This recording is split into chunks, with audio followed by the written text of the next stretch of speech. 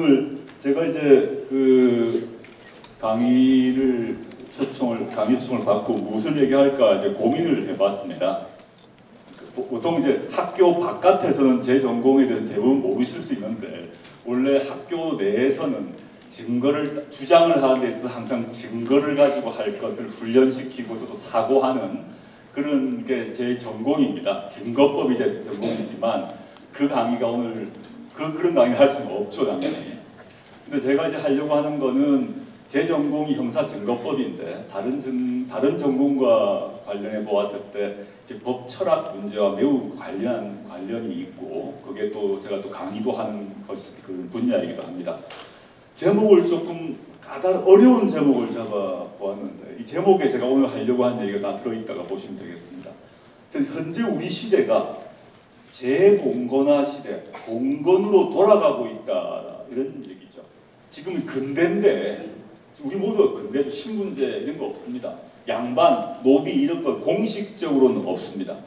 그런데 봉건화가 되고 있다고 저는 보고 있어서 현재 지금 이 재봉건화 시대라고 이름을 붙여보았고 그 상황에서 제 전공이 법학인데 법의 이념이란 게 정의라고 모두가 얘기를 합니다. 그럼 정의란 게 뭐지? 이런 얘기를 한번 좀 풀어서 얘기를 해보려고 합니다. 제가 오늘 하려고 한 얘기는 두 개의 사진으로 이제 요약될 수 있는데 하나는 제가 2016년 10월 6일 날 경향신문 1면 이걸 보고 제가 잠깐 착시를 했습니다. 얼핏 보게 되면 신문 첫면에 컵라면과 삼각김밥과 국물과 라면 낙서가 있어서 약간 착각을 하기 쉽습니다. 누가 국물을 이렇게 흘렸구나. 근데 경향신문에서 이걸 그대로 올린 상태에서 일면 조판을 한 것입니다. 이 글씨가 적혀 있는데 뭐냐면 이 알바를 하면서 편의점 알바를 하며 살아가면서 이 신문지 하나 깔고 컵라면과 삼각김밥 먹으면서 사는 사람이 토로를 한 얘기입니다. 그러면서 이제 김영란법 통과에 대한 얘기인데 3만원, 5만원, 10만원 이런 얘기를 하는데 난 이 한 끼를 요 정도 먹고 있는데 무슨 사치스러운 얘기냐 이런 토로 한탄의 글을 여기서 두었습니다. 두 번째는 우리 대중문화적으로 이 영화 많이 보셨을 겁니다. 이병헌 씨가 분했던 안상부란 사람이 한 말입니다. 정의? 대한민국에 그런 달달한 것이 남아있는가? 탁 이 말을 던졌는데 저는 이 영화를 보면서 제가 이제 법을 가르치고 정의를 수업 시간에 얘기하는 입장에서 가슴이 푹 찔렸습니다. 정의란 거 다 정의를 얘기하는데 달달한 것, 장식품이란 거죠. 화장품, 분식품 이런 거란 거죠. 그런 거 다 쓸데없다. 달달한 게 남아있어? 결국 세상이란 것은 힘센 사람, 돈 많은 사람들이 다 좌지우지하는 거 아니야? 이런 말을 안상부란 여기서 깡패로 나오죠. 손목이 잘린 깡패가 한마디를 던집니다. 오늘 이 두 가지 얘기에 대한 얘기이기도 합니다. 저한테 폴리페스라고 공격한 분이 너무 많습니다. 지난 대선 이후로 우리나라에서 대한민국에서 저를 싫어하는 분이 한 반쯤 되지 않을까 생각이 들고 반쯤 되는 분은 저만 보면 폴리페스라고 공격을 하십니다. 이렇게 답을 드립니다. 여러분들 고등학교 필독서, 대학교 필독서에 나오는 루소의 사회계약론이라는 책 다 들어보셨을 것인데 루소가 그 과거에 계몽의 시대를 열면서 했던 말이 있습니다. 누가 나란 일에 관하여 그게 나랑 무슨 상관이야? 라고 말하는 순간 그 나라는 끝장난 것이다 라고 루소가 그 시기에 얘기한 바 있습니다. 전 지금 이걸 믿고 있습니다. 세상? 나랑 무슨 상관이야? 그런 순간 나라가 끝나는 거죠. 최순실? 나하고 무슨 상관이야? 나라가 끝장나는 거죠. 나랑 상관이 있다. 나와 상관이 있다. 그 상관이 있으므로 내가 개입하겠다 라고 말할 때 그 나라가 살아있게 되고 그 나라가 내 나라가 된다고 생각합니다. 저는 대학 선생의 입장에서 더욱더 나라는 일에 상관을 해야 된다는 입장이기 때문에 폴리페스란 말 많이 하시더라도 계속 폴리페스 지를 계속 해야 될 것 같다는 생각을 해봅니다. 그 다음에 하나는 또 공부는 안 하고 맨날 정치 질만 한다 또 공격을 하시는 분들이 많이 계셔서 보통 언론에서 보통 조중동 한겨레 경향엔 보도되지 않는 건데 법률가들만 보는 신문이 법률신문이라고 있는데요. 제가 논문 인용 주수가 제일 많은 편이라고 되어 있습니다. 보통 감사합니다. 모르진 않다. 뭐 이때는 1등 했을 때인데 1등에서 10등 사이는 왔다 갔다 하고 있습니다. 전국 교수 중에서. 그래서 제가 기본을 하고 있다라는 말씀, 방어적 자랑질이라고 한 게 워낙 저보고 또 뭐 조선 동아 등등에서 뭐 칼럼으로 공부나 하지 이렇게 해서 저 공부나 한다고 말할 수도 없고, 그래서 그냥 기본을 하고 있다는 말씀은 좀 변명으로 드리겠습니다. 나중에 어디서 조국이가 공부는 안 하고 광산에 내려와서 강의질이나 하고 있더라고 하면 그거 한번 제 홍보는 해주십시오. 자, 본격적인 얘기 들어가 보겠습니다. 재봉본회라고 말씀드렸는데 그건 제 얘기가 아니라 왼쪽은 한겨레, 오른쪽은 동아일보의 기사를 제가 그 휴대전화에서 캡처를 했습니다. 요지는 자식의 계층 상승을 기대하지 않는다라는 거죠. 이쪽은 동아일보는 국민의 10명 중 2명만 개인 노력으로 계층 상승이 가능하다라는 보도가 나왔는데, 물론 각각은 다른 연구인데, 이게 우리가 이제 우리 사회에서 민주주의 이전에 근대다 하려면 신분이 없는 겁니다. 그래서 내가 어디서 태어났건 우리 아버지가 누구이든 간에 나의 노력을 통해서 내가 나의 아버지보다 더 잘 살 수 있다, 계층이 한 칸 올라갈 수 있다, 소득이 늘어난다 라는 것을 전제로 이 사회가 짜여 있습니다. 봉건이란 건 뭐냐 하면 내가 아무리 노력해도, 내가 아무리 능력이 뛰어나도 나의 아버지의 신분을 벗어날 수 없다는 게 봉건입니다. 그건 깨졌죠. 공식적으로는 그건 없습니다. 그럼에도 불구하고 실질적으로 이런 일이 이제 발생하고 있다는 거죠. 더 이상 자식들의 계층 상승을 기대하지 않는다는 건데, 그게 2016년 통계청에서 발표한 한국 사회의 사회 동향을 보게 되면 한국 사람들이 노력하면 사회적 지위가 상승한다라는 것이 21년 새 60%에서 22%로 떨어집니다. 많은 사람들이 내가 노력을 한다고 하면 올라갈 수 있다는 신념을 잃고 있다는 거죠. 점점. 이게 왜 그럴까의 문제인 거죠. 한국 사람들이 놀고 있느냐? 그렇지 않습니다. OECD 전체 통계를 보게 되면 한국인의 노동시간이 거의 세계 1위입니다. 한국 학생들의 학습시간 역시 세계 1위입니다. 어른이건 청소년이건 모두 열심히 세계 최고 수준으로 일하고 공부를 하는데 이게 한 칸 올라가기가 힘들어졌다는 것입니다. 실제 그것은 국회입법조사처에서 공표한 그 통계를 보시게 되면 한국 상위 10%의 소득 집중도가 주요국 중 미국에 이어서 두 번째, 아시아에 있어서 가장 높은 수치를 기록하게 되었습니다. 즉 상위 10%가 가지고 있는 소득이 점점 늘어났다는 거죠. 이 계기가 97년을 계기로 이루어진다고 보시면 됩니다. 97년은 뭐냐? 다 아시는 IMF 위기입니다. IMF 위기라는 나라 전체가 흔들흔들한 상황 이후에, 지금 IMF가 아닙니다. 아무리 뭐 경제가 어렵다 그러더라도 IMF 상황은 아닙니다.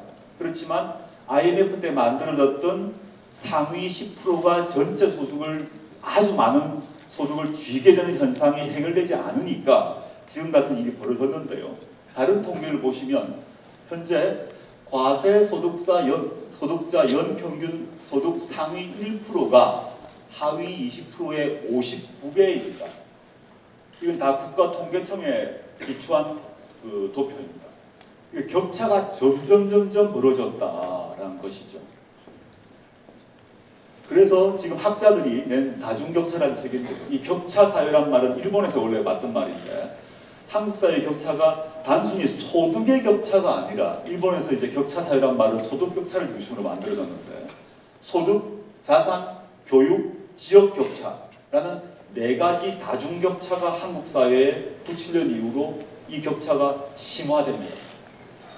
돈 버는 것, 자산, 교육 수준, 지역 간의 차이, 이런 것들이 그 이전보다 훨씬 많아졌다는 거죠. 이것을 좀 더 예를 가지고 보겠습니다. 많은 한국 사람들이 지금 빚에 시달리고 있는데, 20대에는 학자금, 30대는 결혼과 직장만, 40, 50대는 육아와 사교육비, 60대 이상 이걸 다 쓰고 나니까 빈곤층이 되고 있다는 국민일보의 보고입니다. 그래서 한국 사람들의 상황이라는 게 별로 좋지 않다는 거죠. OECD의 아까 말씀 OECD 최고 수준으로 일을 하고 OECD 최고 수준으로 공부를 하고 있는데 이런 통계는 뭐냐 하면 격차가 점점점 벌어져서 내가 세계적 수준으로 열심히 일을 하고 있지만 나의 상황이 불안한 상황에 처해 있는 것입니다. 이게 지금 우리 사회의 모습이다. 그래서 저는 신세습사회가 출연했다. 아까 재봉건이란 말이 이거라고 봅니다. 과거에 여기 계신 저와 연배가 비슷하신 분도 플러스 마이너스 한 10 정도를 생각해 보시면 금방 감이 잡힐 수 있을 건데 한국 사회에서 해방이 되고 즉 일제로부터 해방이 되고 난 뒤에 근래까지 그 다음 세대는 한 세대가 지날 때마다 자신의 아버지 세대보다 소득이 늘어났습니다. 자산이 늘어났습니다. 아파트 평수가 방 한 칸이 늘어났습니다. 단백질 섭취량이 늘어났습니다. 크게 물론 이제 부모 때보다 어렵게 되는 경우도 있었지만 전체 통계로는 세대를 거듭할수록 자신의 아버지 세대보다는 자신의 계층이 소득이 자산이 늘어왔습니다. 그런데 언제부턴가 아까 97년 계기로 이게 꺾이기 시작합니다. 저부터도 여기 계신 분들 자제분이 있는 분들은 나는 여기까지 왔는데 나는 나의 아버지보다 한 칸이 사다리 한 칸을 올랐는데 나의 자식이 나만큼 될까 보장이 안 되는 사회가 됐다는 것입니다. 이건 저의 주장이 아니라 통계적으로 그럽니다. 제가 지금 기성세대 중에 한 명일 건데 자식이 있는 기성세대로서 여기 자식이 계신 분들은 나의 자식이 나보다 괜찮을까 확신하는 사람이 60% 그걸 확신할 수 있는 사람이 확신 못하는 사람이 60% 70% 이상이란 것이 아까 맨 처음에 봤던 그 통계입니다.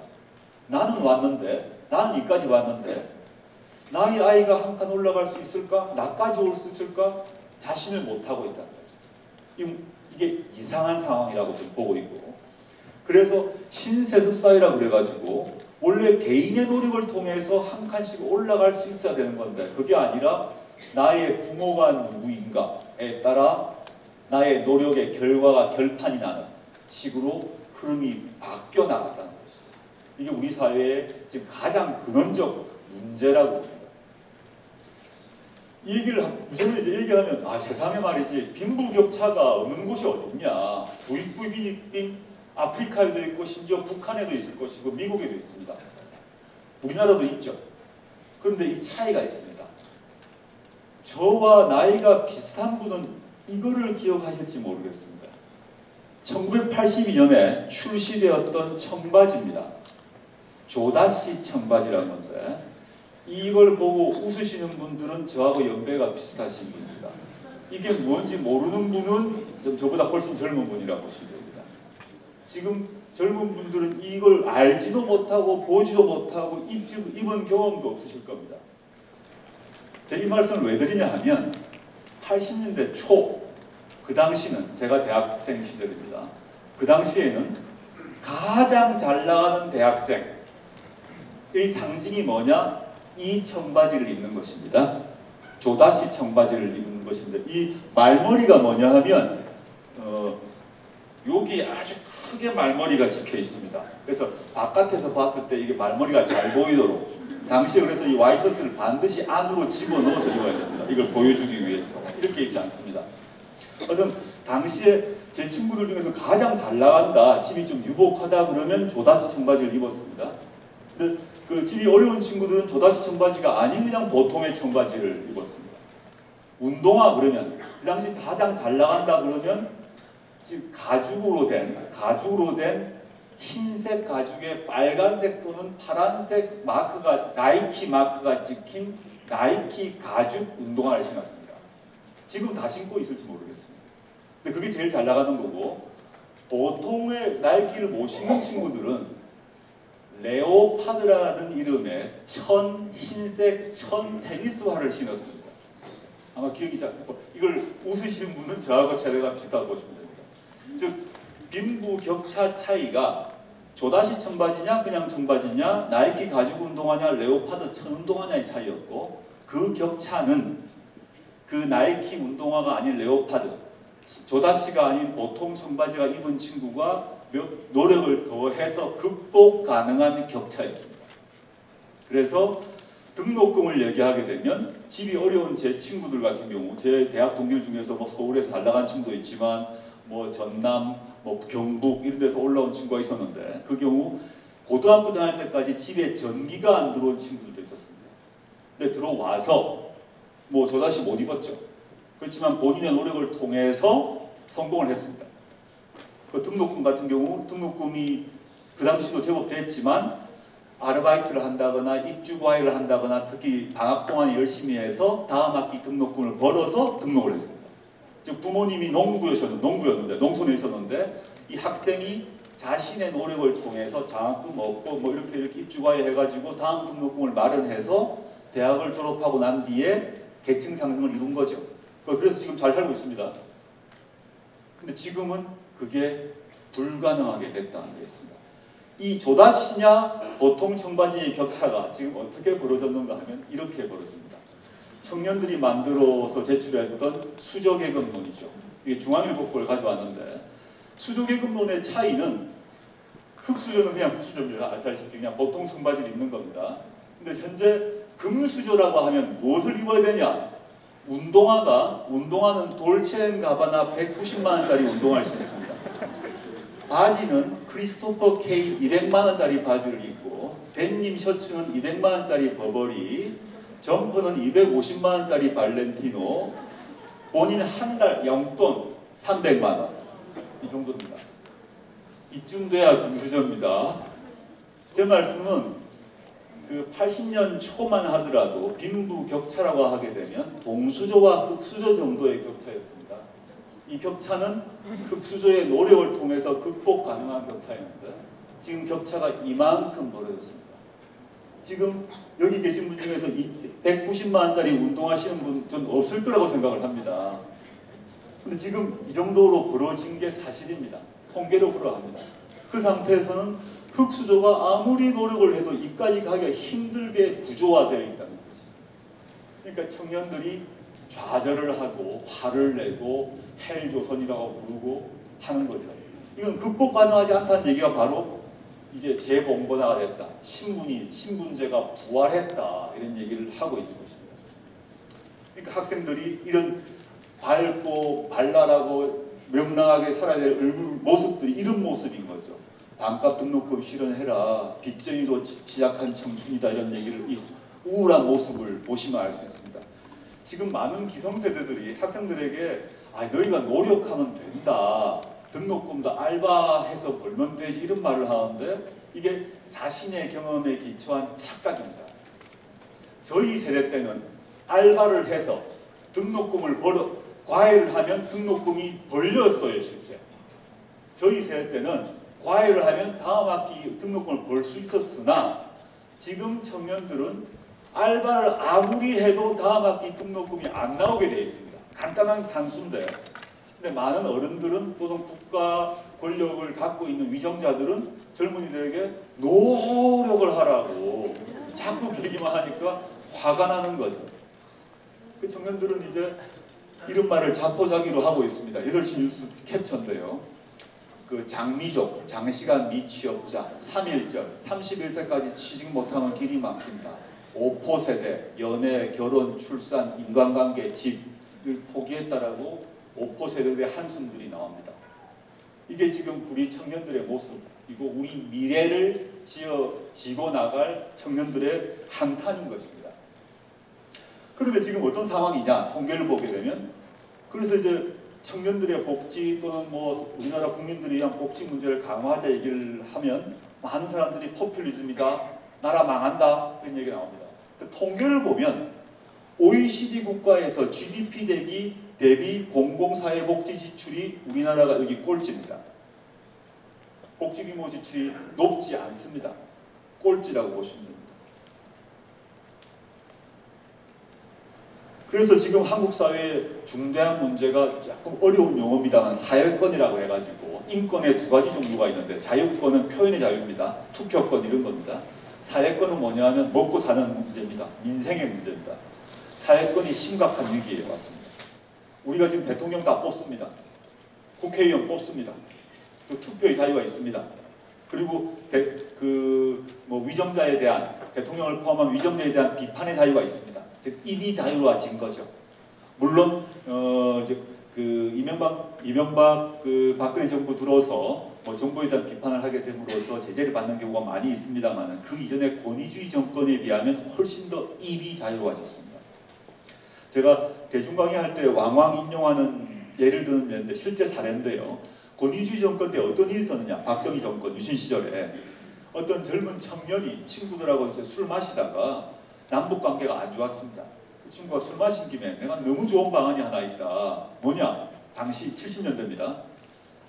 김일성의 아들과 박정희의 딸을 결혼시키자. 그럼 남북이 사돈이 되니까, 그러면 고려 왕건 비슷하게 통원 정책으로 전쟁도 안 할 거고, 둘이서 애 놓으면 김정은과 박근혜가 결혼해서 애를 놓으면 가한테 연방을 물려주든지 말든지 이런 농담, 지금 다 웃으시죠? 농담입니다. 그 말하고 바로 다음날 남산에 있는 중앙정부에 끌려가서 고문당하고 거의 박살이 났습니다. 그런 시대가 있었습니다. 지금은 우리가 그 대통령에 대한 욕을 얼마든지 할 수 있죠. 그 점에서 우리가 입이 자유로워졌습니다. 투표도 자유롭게 합니다. 그런데 그 점에 있어서 우리가 상당 부분 한국 사회의 정치적 민주화 수준이 높아진 것입니다. 문제는 사회권 문제입니다. 입은 자유로워졌는데 나의 삶이, 나의 직장이, 나의 미래가, 나의 집이 불안해진 거죠. 보장되지 않는 거죠. 새로운 위기가 온 것이고, 그걸 조금 어려운 말로 사회권의 위기다라고 저는 보고 있습니다. 투표권, 표현자유 이런 등등의 자유권은 보장되었는데 노동과 복지의 문제가 밀려나기 시작했다. 그게 오랜 계속 쌓여오고 있다고 봅니다. 그래서 저는 지금 한국의 민주주의가 영양실조에 걸린 상태다. 민주주의가 분명히 확립이 되었는데 나의 삶, 인생, 나의 자식의 미래, 삶, 직장, 주택 이런 문제가 걱정이 되는 그런 상황이 아닌가 저는 우려하고 있습니다. 그런 상황에서 어떤 일이 벌어졌느냐. 모든 국민의 분노를 폭발시킨 사건이 이제 터집니다. 그게 사실은 지금 우리 최순실 사태가 이미 이때부터 예고되었다고 보는데, 땅콩 회항 사건이죠. 우리 모두 아실 겁니다.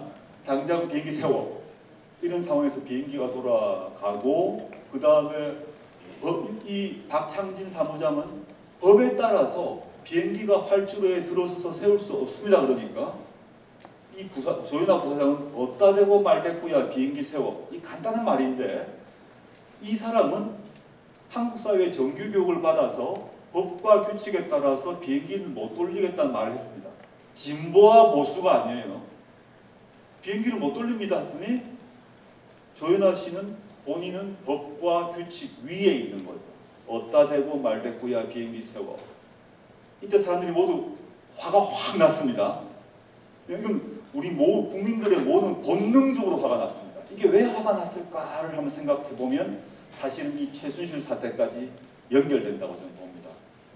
이때 우리 국민들이 이제 화가 나기 막 시작했는데, 이 박창진 이 씨는, 이분은 조윤아 씨하고 전혀 조윤아 씨처럼 칼의 자식으로 태어나지 않고 자신의 노력을 통해서 입사해서 이까지 온 사람입니다. 이 사람은 그냥 그 집안에 태어났던 이유로 이런 권력을 행사하게 됐다라는 걸 알게 되었고, 많은 국민들은 자기와 누구를 동일시했느냐? 이 사람을 동일시하죠. 자신과 조연아를 동일시할 수가 없죠. 대부분의 사람들은. 그래서 이 박창정 씨가 이 당하는 그 모욕감을 내가 받는다고 느꼈고, 조연아 씨가 말했던 이 방식, 어따 대고 말대꾸야 비행기 세워, 법과 규칙을 무시하고 나를 모욕하는 행위에 대해서 분개하게 된 겁니다.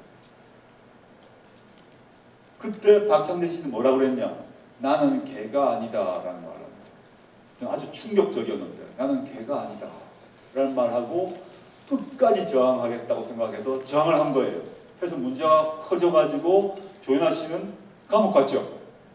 그러다가 이제 잊혀졌습니다. 이건 지금 벌써 몇 년 전 사건 같이 아주 옛날 사건 같습니다만 이게 뻥 터졌어요.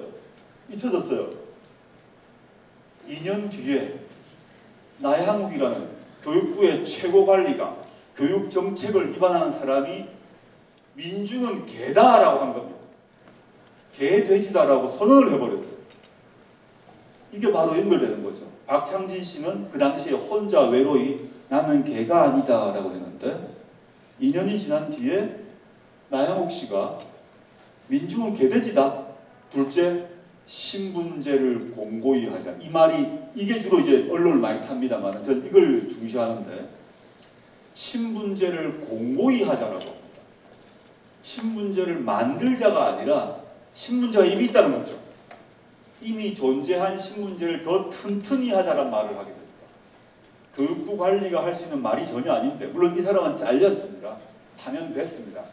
그렇지만 여기서 우리는 박근혜 정부 하에서 교육부의 고위 간부의 머릿속 생각이 뭘까? 아, 신분제를 공고히 해야 된다라는 생각인 거죠. 신분제를 공고한다는 얘기는 부모 따라서 아이의 직업이나 계층 등이 정해져야 한다는 생각들을 가지고 교육정책을 짰다는 얘기 다름 아닙니다. 사람들이 화가 더 났죠. 다들 지난번 그 촛불 시위에 개돼지 연합량을 들고 나오셨더라고요. 화가 나셔가지고 나는 개돼지다 이걸 붙이신 분들 봤어요. 뭐 무슨 개돼지 모임 이렇게 막 온갖 자발적 야유가 막 나오는데 너무 아주 슬프면서도 웃겼습니다만은 이게 이제 16년 올해 초에 터지면 사람들의 분노가 국민들의 분노가 차곡차곡 쌓였음을 확인할 수 있습니다. 조금 어려운 얘기 해보겠습니다. 메리토크라시라는 아주 어려운 말인데요. 이게 뭐냐면 메릿에 기초한 이제 시스템을 만든다. 메릿은 뭐냐면 실적, 능력, 업적 이런 겁니다. 이게 좀 번역하기 좀 그래서 제가 메리토크라시라고 번역을 했는데 저는 우리나라 한국 사람들은 두 가지 주의를 좋아합니다. 하나는 민주주의를 좋아합니다. 민주주의를 억압하는 걸 참기 힘듭니다. 동북아에서 일본이건 중국이건 정권을 밑으로부터 엎은 경험이 없습니다. 북한은 말할 것도 없고요. 밑에서부터 시민들이 일어나서 정권을 엎은 경험이 없어요. 근데 대한민국은 4월 혁명부터 시작해가지고 뭐 6월 그 다음에 광주 6월 지금까지 시민들이 가만히 있다가 갑자기 밑에서 엎어버리는 경험들을 갖고 있습니다. 보통 때는 참고 있지만 분노가 축적되면 엎어버려요. 그래서 민주주의를 신봉하고 있습니다. 두 번째, 이 메리토크라시를 신봉합니다. 내 실력에 따라 옛날에 돌아가신 김근태 그 당의장 말씀을 듣자면 계급장 다 뛰자. 부모가 뭐다, 너가 집안 출신이 뭐다, 어느 대학을 나왔다 떼고 실력으로 붙어서 해보자. 이걸 좋아합니다. 그래서 집이 어려운 조건에 있는데 혼자의 실력으로 열심히 노력해서 성공한 사람을 다 좋아합니다. 집이 부자인데 거기서 살아 잘된 사람보다는 집이 어려운데 열심히 노력해서 올라간 사람을 좋아하고 그 사람을 밀어주고 키워주려고 하는 경향이 강합니다. 그 사람의 실력, 자기만의 실력이죠. 그 사람만의 실력, 이걸 매우 중시하는 그런 좀 특성을 갖고 있다고 저는 봅니다. 그런데 언제부턴가 저는 97년 전후라고 봅니다. 개인의 실력에 기초해서 계층과 계급이 올라가고 인정을 받고 하는 것들이 잘 안 되는 세상이 되었다는 것입니다. 많은 사람들은 아까 노력하라고 어른들이 기성세대가 나라와 국가가 말합니다만은 그리고 좌절하지 말아라고 막 얘기합니다. 근데 객관적 상황이 달라지고 있다는 얘기 말씀드리겠습니다. 이 영화 혹시 보셨을지 모르겠지만 2010년에 이제 우리 사회에 대한 대중문화라는 것이 한국 사회 상황을 이렇게 먼저 선취를 해서 탁탁 드러내는데 이 영화를 보시면 박중훈 씨는 깡패로 나오고 이분은 그 지방대학을 나온 구직자로 나옵니다. 근데 이 얘기의 기본 줄기는 이 여성이 지방대학을 나왔다는 이유만으로 계속 수모를 받는 그런 얘기이고 그러다 보면 그 상황에서 반지하 옆방에 있는 이 깡패 박중훈 씨가 격려를 하는 그런 얘기입니다. 근데 거기서 이 박중훈 씨가 라면을 막 먹으면서 말을 탁 댔습니다. 뭐라고 했나 하면 우리나라 백수 애들은 다 지 탓인 줄 알아요 라고 또 해요. 그러면서 프랑스에서는 이런 상황 됐으면 다 때려 부쉈어요 백수들이. 그런데 라면을 막 먹으면서 우리나라 백수들은 정말 착해. 왜를 착한지 몰라 야유를 탁 던집니다. 이게 지금 우리가 메리토크라시에 너무 이렇게 그걸 신봉하다 보니까 내가 취업을 못한 것, 내가 뭐 문제가 있는 것 다 내 탓이라고 생각하고 있는 거죠. 내가 노력을 덜 해서라고 생각하게 된 거죠. 근데 여기서 깡패 박중훈이 던지기를 그건 아니란 말을 던집니다. 제가 그 다음에 그 여성 배우가 분했던 그 지방대학 출신 문제를 말씀드려 보겠습니다. 이게 제가 이제 뭐 거창한 이론적인 얘기보다는 제 경험을 가지고 얘기하기 훨씬 다가올 것 같아서 제 경험을 말씀드리는데, 아까 조다시처럼 저는 고향이 부산입니다. 부산에서 대학을 들어올 때 당시는 이제 학력고사라는 예비고사 이런 시험을 쳤습니다. 지금하고 입시도 다릅니다. 시험을 쳤을 때 이제 그 공부를 잘하는 아이들이 뭐 서울대를 가는 경향들이 좀 있습니다. 근데 그거 말고 많은 공부를 좀 한다는 친구들이 부산에서 서울에 있는 사립대를 갈 거냐, 부산에 있는 국립부산대를 갈 거냐를 심각하게 고민을 하고, 제 기억에 한 반반 정도가 반은 서울에 있는 사립대로 반은 부산에 있는 부산대로 남았습니다. 제가 서울에 와봤더니 뭐 대구에 있는 친구들 중에서도 어떤 경험을 광주, 전주 친구들 다 있으니까요. 보면 전북대에, 전남대에, 뭐 경북대에 남은 친구들이 많았어요. 그리고 제가 고등학교 졸업하고 대학 졸업한 뒤에 고등학교 동창회에 가보면 제 대학교 동창들보다 고등학교 동창들은 계층 계급이 다양합니다. 직업도 다양합니다. 근데 부산에서 대학을 마치고 나온 친구들이 먹고 사는데 지장이 없었습니다. 부산대학교를 나와서 다 취업했고 결혼했고 아파트 사고 애 놓았습니다. 이게 저는 한국 사회에서 김연아 정도의 능력을 가졌다.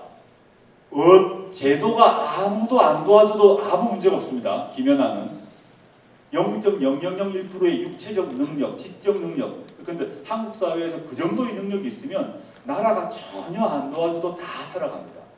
한 사회가 제대로 가냐 안 가냐는 한국 사회의 보통 평균의 지적 능력과 성실도를 갖고 있는 사람이 보통 사람이죠.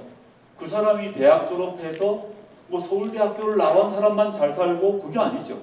보통 정도의 노력을 통해서 보통의 대학을 나와서 연애하고 결혼하고 집 사고 아이 놓고 이거가 이루어져야 정상사회입니다. 김연아 정도만 결혼하고 뭐 집 사고 직장 가져야 됩니까? 그럴 수가 없잖아요. 그러면 제가 비교를 왜 말씀드렸냐면 제 친구 중에서 부산에서 부산대, 동아대를 나온 친구들이 살아가는데 큰 문제가 없었다는 것입니다. 근데 언제부터인가 한국 사회의 대학의 서열이 서울에서부터 멀수록 나쁜 대학이 됐습니다. 저는 아주 이상하게 생각하고 있습니다. 저희 머릿속에는 그렇지 않았어요. 서울 지역의 대학만 하더라도 제 머릿속에는 대학교 어린 시절에 공대 그러면 한양공대가 매우 좋은 공대였습니다. 고려대 공대는 별로 좋지가 않았어요. 고대 공대를 별로 안 갔습니다. 저희 시절에는. 연대 공대도 별로 좋지 않은 대학이었어요. 지금 그런 거 없어졌죠. 대학교 이름으로 완벽한 하나의 피라미드가 만들어졌습니다. 80년대만 하더라도 다양한 피라미드가 존재했습니다. 지방대학도 좋은 대학이 있고 서울 지역 사립대 중에서도 예컨대 국문과 그러면 동국대 국문과가 매우 좋았습니다. 뭐 조정대 선생 그거 나오셨죠. 이런 식으로. 뭐 미대 그러면 홍대 미대가 매우 좋았습니다. 근데 지금 하나의 단급 피라미드가 만들어져서 서울과 거리가 멀수록 나쁜 대학이 돼버린 거죠. 이건 이상한 거죠. 좀 비정상이라고 봅니다. 그런 상황에서 이런 일이 이제 벌어진 겁니다. 그 다음에 이 드라마가 TVN에 만들어집니다. 미생 많이 보셨을 겁니다. 만화였다가 드라마가 만들어지는데 이 말이 절실하게 다가왔습니다. 오늘 하루도 견디느라 수고했다. 견디고 사는 거죠, 사람들이. 내가 하루를 벌어서 고생해서 내 희망을 가꾸고 꿈을 열고 이게 아니라 그냥 견디고 살아가는 모습들을 14년에 보여줍니다. 이것을 제가 왜 말씀드리냐 하면 우리 지금의 현재 폭발적 상황이란 게 갑자기 만들어진 게 아니라 축적이 쭉 되어 왔다는 것입니다. 그리고 우리 사회가 아까 제 메리토크라시 말씀드렸습니다. 모두 개천에서 용이 되는 걸 좋아합니다.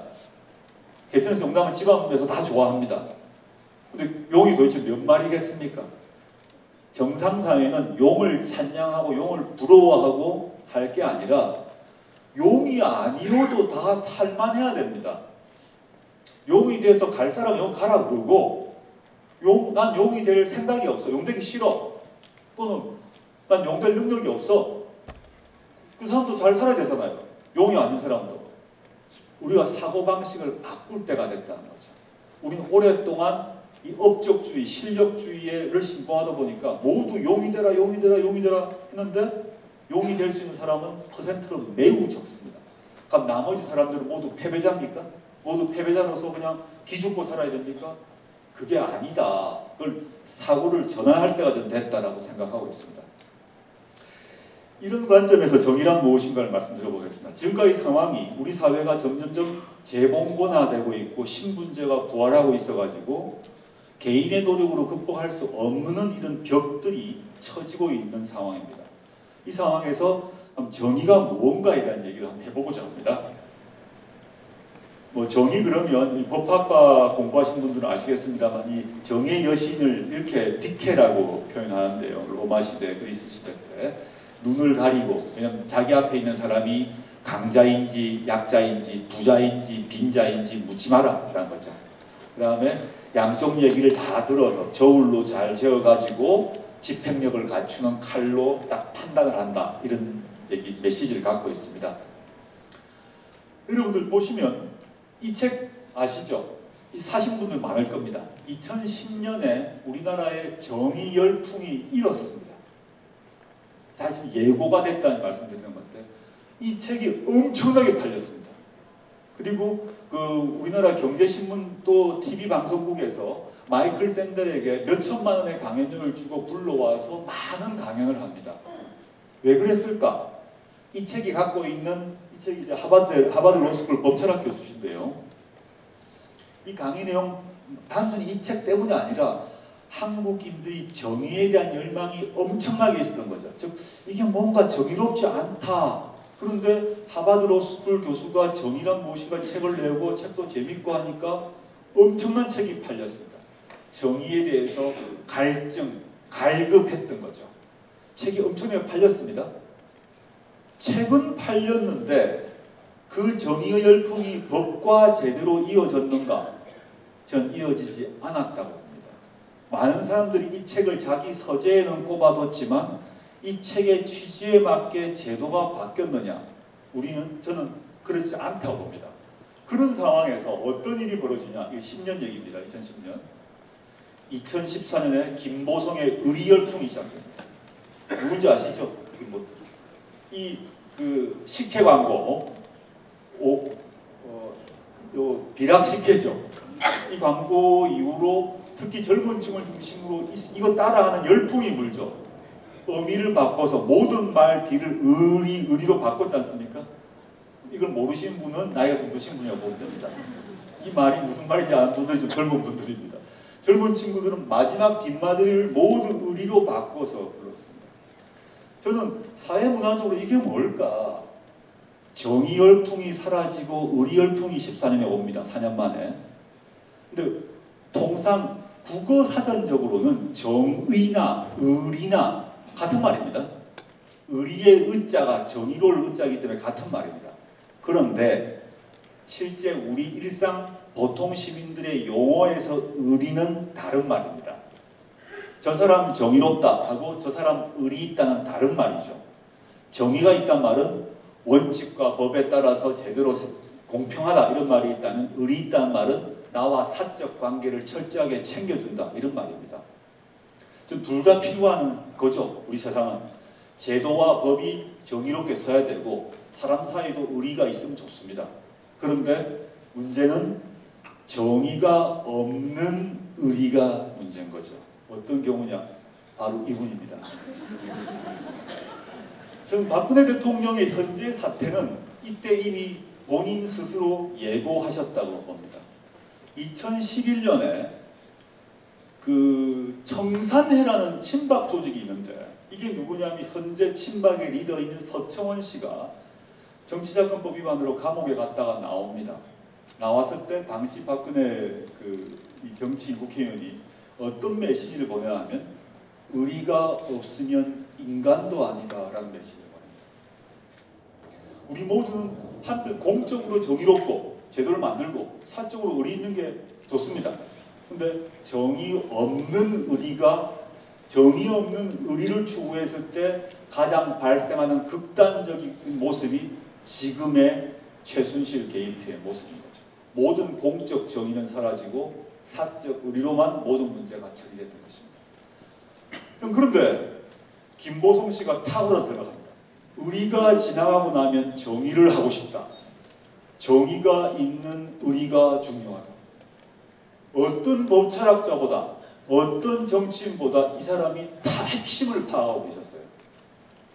이분은 정의와 의리가 어떻게 구별되는 걸 알고 있었어요.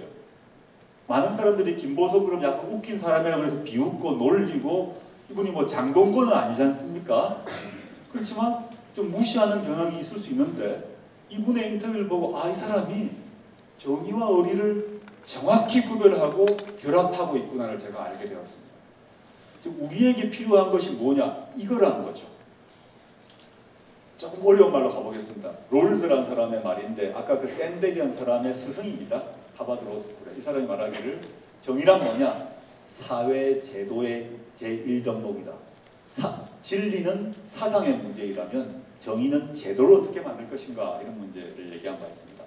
근데 이렇게 보면 우리 사회에서 정의 상황과 관련해서 아까 이제 재봉거나 얘기가 나왔는데요. 그 상황에서 어떻게 해야 될 것인가의 문제인데 정의는 뭐냐 하면 롤스 얘기도 나옵니다만은 우리 사회에 재화가 존재합니다.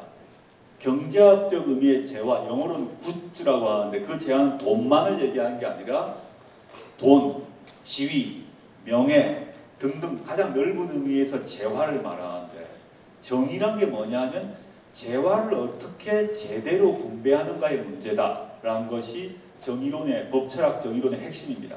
우리 사회에 인사를 어떻게 할 것이냐, 임금을 어떻게 줄 것이냐, 예산을 어떻게 쓸 것이냐 이런 모든 문제가 정의의 문제이고 배분의 문제란 것입니다. 근데 2015년 작년에 IMF에서 보고서를 내면서 두 가지를 우리나라에 권고를 합니다. IMF는 아시다시피 자본주의 조직입니다. IMF는 IMF 위기에 우리나라를 관리했던 그 IMF입니다. 두 가지를 권고하는데 첫째, 소득 상위계층 20%보다 하위계층 20%의 부가 증가하는 것이 경제 성장에 훨씬 효과가 크다. 둘째, 가난한 사람들에 대한 소득 분배를 늘리고 중산층의 공동화, 중산층이 없어져 버리는 거죠. 중산층의 공동화로부터 벗어나야 성장에 유리하다. IMF는 기본적으로 자본주의 조직이고 경제 성장을 중시하는 조직입니다. 여기서 이런 권고를 한국에 했습니다. 근데 이명박 박근혜 정부가 계속 듣지 않습니다. 정반대로 어떤 일을 하냐 하면 부자 감세를 합니다. 그리고 보시면 경향신문 1면인데요. 연간 소득이 12억 5천만 원, 여기 12억 5천만 원 되신 분 있을지 모르겠는데 연간 소득이 12억 5천만 원 된 분들의 세부담을 30년간 23%포인트 줄여주었습니다. 이게 확인됩니다. 그리고 법인세, 소득세를 보게 되면 우리가 비중이 여기 보시면 이만큼 낮음을 확인할 수 있습니다. 통계적으로. 그런데 반대로 서민 증세가 이루어집니다. 부자는 감세, 서민은 증세인데 13년에 제가 법을 하다 보니까 소득세법 시행령을 고쳐서 건설 근로자, 이게 시체말로 말한 노가다 거죠. 우리나라 근로자에서 가장 힘들고 어려운 직종입니다. 건설 근로자의 퇴직 공세금의 과세를 하기로 결정을 합니다. 그래가지고 약 5만 5천 명으로부터 소득세 11억 5,400만 원을 걷습니다. 시체만 이 노가다로부터. 이걸 제가 옛날에 안 걷었다는 겁니다. 안 걷다가 여기서는 증세를 한다는 거죠.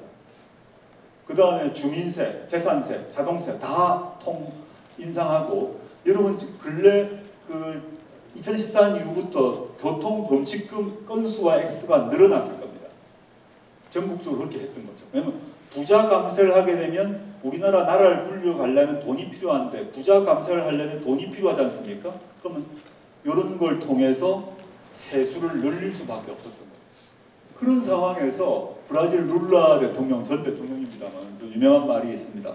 왜 부자들을 돕는 것은 투자라고 하고 가난한 이를 돕는 것은 비용이라고 말하는 거라는 아주 정말 핵심을 지르는 말을 합니다. 우리가 여기에 익숙한 거죠. 부자 돕는 것은 투자라고 그러고 막 받다 그러고, 가난한 사람 돕는 것은 쓸데없이 비용이라고 하도록 배웠던 것이죠. 발상의 전환이 필요한 게 아닌가. 저는 그래서 이 기회의 균등만으로 부족하다고 생각하고 있습니다. 제가 고등학교 시절, 중고등학교까지 또는 대학교 때까지 배웠던 사회교과서, 경제학 교과서 등에는 평등을 얘기하게 됩니다. 기회의 균등이라고 써 있었습니다. 모든 사람에게 교육의 기회를 준다. 그럼 그 사람들이 열심히 공부해서 차이가 발생하는 것은 감수하라. 이런 거죠. 간단히 얘기하면. 뭐 초중 고등학교 교육 다 기본 거의 다 사실 이제 보통 교육에 대해서 다 공짜로 해주는 셈이니까 너희들에게 기회를 줬다. 차이가 나면 할 수 없지 않냐. 이렇게 배워왔습니다. 근데 그게 아니라는 것을 말씀드리겠습니다. 이게 아까 롤스 얘기인가 한데 우리 사회에서는 가족 제도가 존재합니다. 저부터도 저는 저희 아이가 잘 되기를 원합니다. 세상의 모든 부모 중에서 자기 아이가 잘못되기를 바라는 부모는 없습니다. 그러니까 자기가 돈을 적게 쓰더라도 아이한테 투자를 하게 되어 있습니다. 그건 비난받을 바가 아니죠. 근데 우리 사회에서는 자신의 재산이건 네트워크이건 영향력이건 이 많은 사람과 모자란 사람이 있습니다. 그 상태에서 동일하게 공정하게 기회를 같이 줬으니까 공정 경쟁을 하라? 쉽지 않습니다. 그 상태에서 이런 만화가 나오죠. 아까 금수저, 흑수저 이런 만화인데 이 상태에서 공정 경쟁한다? 쉽지 않은 것입니다. 국가는 여기서 다른 조치를 취해야 됩니다. 법과 제도는 여기서 다른 조치를 취해야 됩니다. 무엇이 평등한 것이고 균등한 것이냐? 이렇게 바꾸는 겁니다. 우리 트랙을 돌 때 똑같이 이렇게 뛰어라 그러면 무조건 이 사람이 지죠. 뭐 누구 다 아시겠습니다만은 외곽에서 멀리 도온 사람은 앞으로 빼주는 게 평등한 겁니다. 여기서 똑같이 뛰어라고 하는 것은 오히려 불평등한 것입니다. 뛰는 위치를 바꾸는 게 법과 제도입니다. 이걸 결정한 것이 물론 정치입니다. 법과 제도를 만든 게 정치니까요. 이렇게 설정을 해줘야 이때 제대로 실력을 각자 평등하게 겨룰 수가 있죠. 근데 우리는 많은 경우 이렇게 서 있는 것이 평등하다고 생각한 거죠. 즉 아까 제가 정의란 게 뭐냐 하면 재화를 조정하는 건데 어떤 방식이 이렇게 하는 것이 정의로운 거냐 이게 정의로운 거냐에 대한 판단을 해야 된다는 것이죠. 저는 몇 가지 예를 들겠습니다. 어떤 것이 이제 제도를 바꿀 수 있는 것이고 우리 앞에 얘기했던 그 재봉건화 또는 신세습사회를 바꿀 수 있는 제도적 방안이냐 여러 가지가 있습니다만 제가 법학을 하기 때문에 법과 제도 차원에서 몇 가지 예를 한번 들어보겠습니다. 우리의 과제라고 생각을 하는데요. 노무현 정부 하에서 KBS 사장으로 임명됐던 정현주 사장이 있었습니다. 이분이 사장 되시고 이명박 정부 들어서한 뒤에 억울하게 배임죄로 기소되었다가 해임되고 나중에 다 무죄되었지만 복직되지 못했습니다. 근데 정현주 사장이 노무현 정부 하에서 그 사장이 되시고 난 뒤에 딱 하나의 개혁을 하는데요. 여러 가지 개혁 중에 하나가 입사 원서에 출신 대학명을 못 적게 합니다. 칸을 없앱니다. XX 대학교란 칸을 없애버립니다. 그 상태에서 서류 심사를 하고 면접을 하고 심층 면접에서 뽑았습니다. 그랬더니 신입 기자, 신입 PD의 출신 대학 수 종류가 5배 이상 증가합니다. 어떤 말씀인지 아시겠죠? 그런데 뭐 서울대학교라 적게 되면 거기 뽑는 사람이 내 후배네 이렇게 되는 겁니다. 근데 그 대학 이름이 없어지게 되면 그 대학 이름을 전혀 모르는 상태에서 검토를 하고 점수를 매겨서 뽑다 보니까 출신 대학의 종류가 훨씬 늘어난 겁니다. 이걸 통해서 우리 사회의 지금 학벌 문제가 조금씩 경쟁이 폐해가 완화될 수 있음을 보여준 중요한 제도 개혁의 예입니다. 저는 대학교 입학 직전에 18, 19대까지 열심히 한 친구들에 대해 그 업적, 메릿에 대해서 인정해 주는 것 옳다고 봅니다. 그런데 어떤 친구들은 고등학교 때 매우 열심히 한 친구가 있고 어떤 친구는 고등학교 때 놀다가 대학 들어가고 난 뒤에 열심히 한 친구가 있습니다. 사람은 아이들도 그렇지 않습니까? 어떤 친구는 열심히 자기 아이가 둘이 있으면 어떤 친구는 열심히 공부한 친구, 공부 안 한 아이가 있는 것처럼 사람마다 빨리 발동이 걸린 아이가 있고 늦게 발동이 걸린 아이가 있습니다. 근데 우리 사회는 재화 배분에 있어서 이 대학이라는 것이 하나의 재화인데 18, 19대의 노력이 결과가 나면 그걸로 대학을 갑니다. 18, 19대까지의 노력으로 이게 50년을 규정하는 거죠. 이게 문제인 겁니다.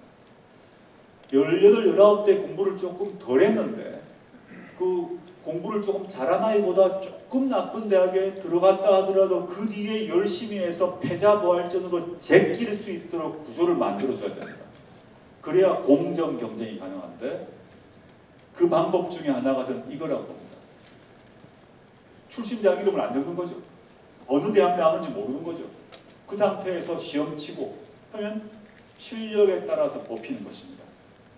두 번째, 2015년부터 지방대학 육성법이 만들어졌는데 노무현 정부에서 가장 강조했던 것 중에 하나가 사실은 이 지방분권의 지방 문제인데 이 경우도 지금 보면 지방대학에 대해서 뭐 의대, 한의대, 치과대, 로스쿨 등에 대해서 할당제가 이제 시행되고 있습니다. 이걸 통해서 이제 그러니까 사람 인재 양성을 지방에 힘을 실어주도록 한다는 것입니다. 근데 여기에 대해서 반발이 생기고 있습니다. 세 번째와 연결된 건데요. 서울대를 포함해서 뭐 저희 아까 이 지방대학 각 로스쿨 뭐 의대에서 다 하고 있는 건데 지역균형 선발위원회를 통해서 지방대학에 우선권을 줘서 몇 %를 줍니다. 그럼 어떤 반발이 생겼나 하면 나는 성적이 좋은데 근데 서울에 예를 들어서 서울의 대치동의 출신으로 고등학생인데요. 내가 공부를 잘했는데 왜 내가 지방대학에 나온 애보다 성적이 5점 높은데 나는 왜 대학에 못 들어가냐고 이런 얘기를 합니다. 예를 들어 저희 대학을 얘기를 해보면 의도적으로 지역균형 선발위원회를 통해서 최근에 보게 되면 백령도에서 평생 태어나서 자란 학생을 일부러 뽑았습니다. 강원도에서 한 번도 강원도 그 지역을 벗어나지 못한 학생을 뽑았습니다. 그 학생이 뭐 공부를 못하는 게 아닙니다. 거기서 자랐지만 그 아주 좋은 성적을 냈습니다. 물론 한 번도 학원을 가본 적이 없어요. 근데 강남의 대치동에 있는 학원에 가본 적이 없으니까 성적이 조금 떨어지죠. 근데 그 친구 의도적으로 뽑습니다. 또 탈북자 아이들도 뽑습니다. 북한에 내려온 부모의 아이입니다. 무슨 한국의 네트워크 있겠습니다. 그 와중에 열심히 공부해서 성적이 웬만했습니다. 뽑았습니다. 그랬더니 그 학생보다 점수가 몇 점이 높은 사람들이 있겠죠. 왜 우리가 억울하고 나는 95점이고 저 친구는 90점인데 왜 저 친구를 뽑냐? 라고 항의가 들어옵니다. 얼핏 보면 맞는 말이죠. 결국은 점수로 뽑아야 되는데 공정하지 않다. 백령도 쟤는 90점이고 나는 95점이고 탈북인 애는 89점인데 나는 95점을 왜 안 뽑냐라고 항의가 들어옵니다. 얼핏 보면 맞는 것 같습니다. 로스쿨도 마찬가지입니다. 로스쿨에도 탈북자를 일부러 뽑고 있는데 생각을 다시 해보면 이게 역시 재화의 분배를 어떻게 할 것인가의 문제입니다. 대학교 입학, 대학원 입학도 재화 분배의 문제인데요. 제가 그 학생들한테서 3가지 질문을 했습니다. 그 항의를 하는 학부모와 학생들 앞에서 여러분들이 그런 학생들 지역균형 선발의 환경에 처해 있었다면 어느 정도의 성적을 낼 수 있었겠습니까? 여러분이 부모가 탈북자라면 여러분들의 부모가 백령도의 어부였다면 여러분은 몇 점을 냈겠습니까? 물어봅니다. 두 번째, 만약에 그 탈북자의 아이가 또 백령도 그 어부의 아이가 여러분의 환경이었다면 몇 점을 냈을 것 같습니까? 물어봅니다.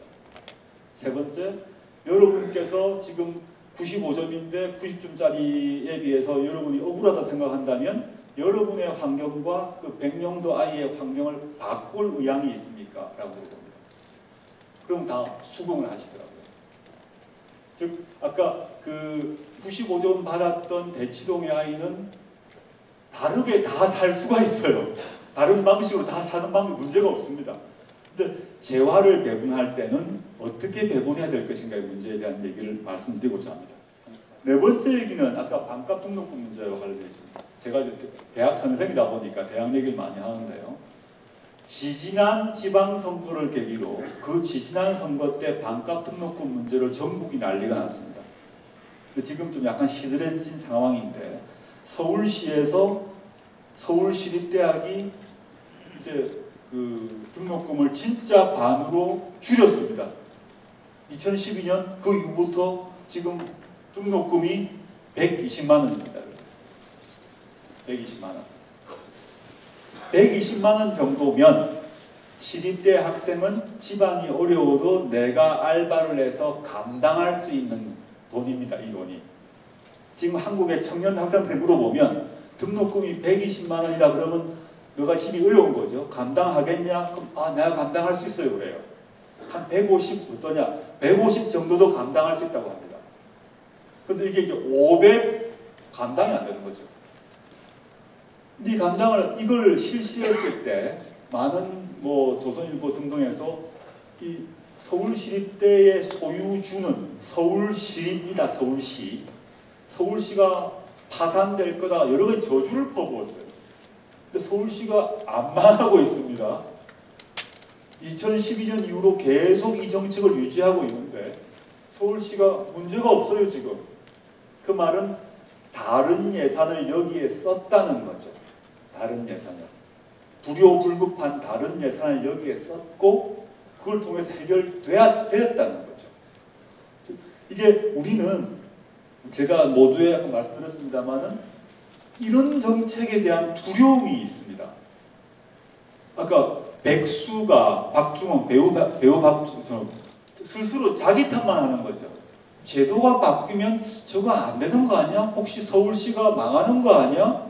안 망하는데 시민들이 먼저 걱정을 해주는 거죠. 그럴 필요 없다. 서울시는 서울시립대를 운영하면서 120만 원을 유지하고 지금 유지되고 있다는 거죠. 그러면 나라 전체로 보았을 때 등록금 문제도 마찬가지일 것이다 라고 봅니다. 하나 더 말씀드리자면 이제 대학 얘기가 벗어나서 노동의 문제인데요. 동일노동 동일임금의 원칙 문제입니다. 즉 이게 조금 어려운 얘기인데 공장에 가면 같은 장소 같은 시간에 같은 종류의 일을 하는데 정규직과 비정규직의 임금이 다릅니다. 회사 입장에서는 비정규직을 선호합니다. 왜냐? 정규직을 채용하게 되면 정규직에 대해서 단순히 임금 외에 각종 수당을 줘야 됩니다. 뭐 연말에는 연말수당, 효도수당, 뭐 그 다음에 복지 관련해서 사원 아파트, 출퇴근 버스 등등을 제공해야 되기 때문에 부담이 있습니다. 또 노조라는 노조 조직이라는 부담도 있을 수 있습니다. 그래서 회사는 비정규직을 선호하고 있습니다. 그런데 일하는 것, 그 공장에서 회사에서 일하는 똑같은 일을 했으면 똑같은 돈을 주는 게 정의로운 겁니다. 근데 우리는 60% 정도 60% 이하를 주고 있는 거죠. 근데 외국은 예컨대 호주 같은 경우는 회사에 대해서 비정규직 채용을 다 허용합니다. 허용하는데 딱 조건이 있습니다. 비정규직을 자유롭게 허용한다. 단 비정규직의 시간당 임금은 정규직의 시간당 임금보다 2배를 줘라라고 하고 있습니다. 우리는 거꾸로 2분의 1이라면 즉 고용의 이제 고용을 쉽게 해고할 수 있는 거죠. 계약이 해지되면. 그 자유를 기업에게 주는 대신에 임금 많이 주라고 하는 게 OECD의 지금 방침입니다. 근데 우리는 반대로 기업 입장에서 너무 좋은 거죠. 비정규직 채용하고 임금도 반으로 주게 하는 구조로 만들어뒀습니다. 그래서 이게 지난 대선부터 나왔던 동일노동 동일임금, 비정규직이 고용, OECD에도 비정규직이 많습니다. 그런데 살만하다고 얘기한 이유가 동일노동 동일임금이 관철되기 때문에 내가 정규직으로 채용되지 않더라도 살만한 거죠. 우리는 정규직이 아니면 살기 힘들어지는 거죠. 이게 지금 우리의 문제라고 할 수 있겠습니다. 마무리를 해야 될 것 같은데요. 제가 요약을 하자면 우리의 현재의 문제가 이 불평등 민주주의의 문제입니다. 우리가 민주주의를 쟁취했습니다.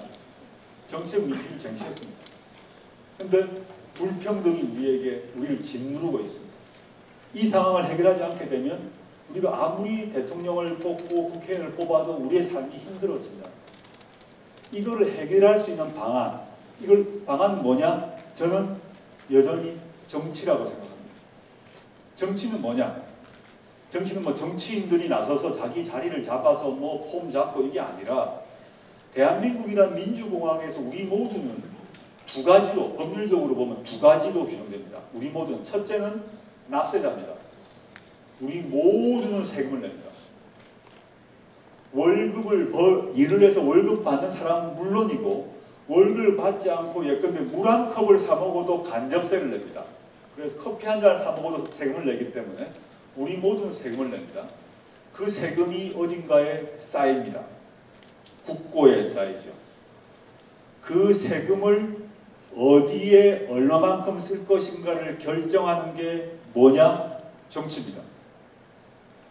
근데 그 정치는 정치인이 하는 거죠. 정치와 정치인이 법과 제도를 만들죠.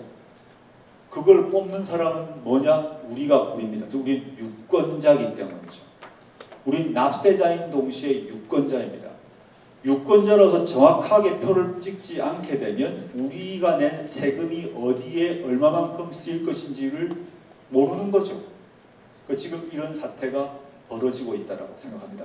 우리의 과제는 지금 이제 최순실 사태라는 것이 넘어서 지금 봐서는 내년 5월 전후로 대선을 하게 되었는데 대통령 한 명을 바꾸는 문제가 아닌 거죠. 우리가 어디로 나아갈 것인가의 문제와 관련이 있다.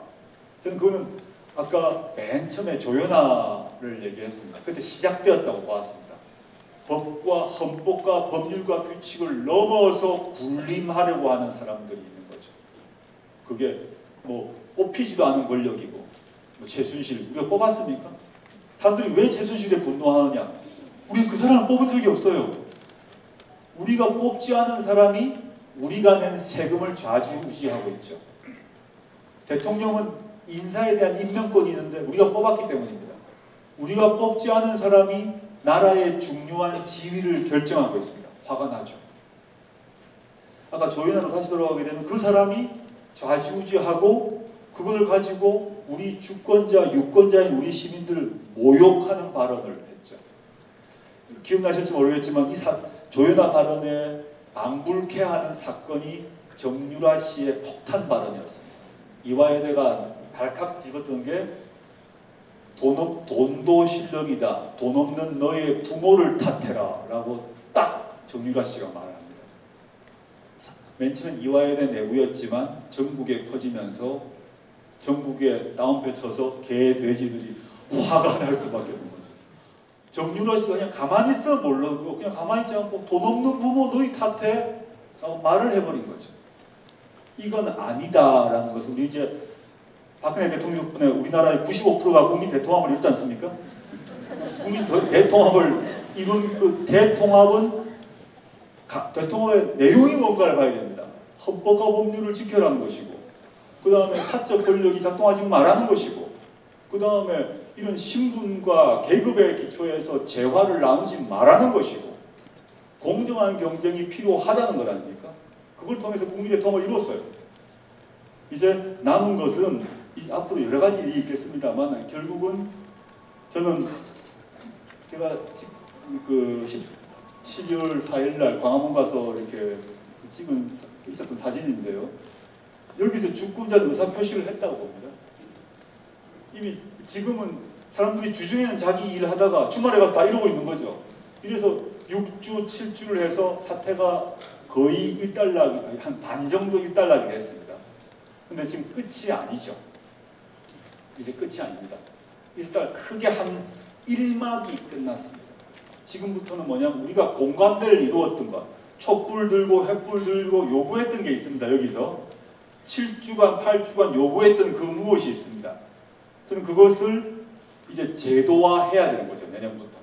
그게 우리 앞에 놓인 과제가 아닌가. 그걸 통해서 불평등 민주주의가 저는 극복될 수 있을 것이라고 믿습니다.